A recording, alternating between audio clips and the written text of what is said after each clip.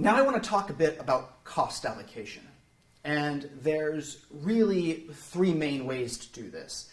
And the last two ways, you might hear these terms interchanged sometimes. I'm going to teach you the way that I tend to teach this and the way that I call them, and I'll tell you why I do it that way. It makes it clear for me. The first way is direct costing. At least everybody agrees on direct costing. Direct costing means that I'm going to apply only the actual direct costs used in making that product. Go back to pizza. So in direct costing of the pizza, I'm going to put in the price of the flour, the price of the water, the yeast, the tomato sauce, the cheese, any toppings I put on. Those are direct costs for making the pizza. Now there's someone making the pizza, right? And I got to pay that guy. But see, he's on staff. He's paid. He's salaried or hourly. I got to pay him anyway. So it's not a direct cost. Because if we were sitting there at my pizza restaurant and nobody walked in, I'd still have to pay that guy, right?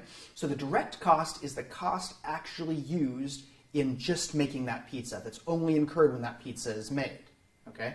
A lot of times we can call direct costs variable costs, the costs that will go up and down based on the quantity of pizzas that I produce.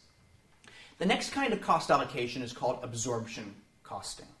And the next two are absorption costing, because the one after that is full costing, and full costing is absorption costing.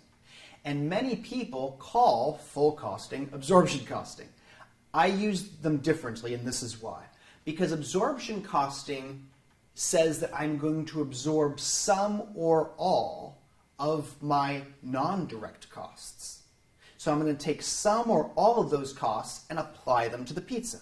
So in this case, I'm going to take what I pay my staff, and I'm going to find a way to apply that to my pizzas. So I'll look at how many pizzas were produced during a shift, and then how much I pay them for their shift, and I will take their salaries and apply them. Their salaries will be absorbed into the cost of the pizza. So that's absorption costing.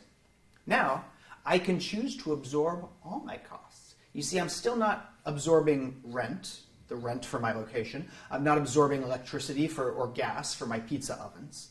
If I take all of my costs, every single one, direct and indirect, and I divide those all up amongst my pizzas, and I put the cost of all of those into my pizzas, that is full costing.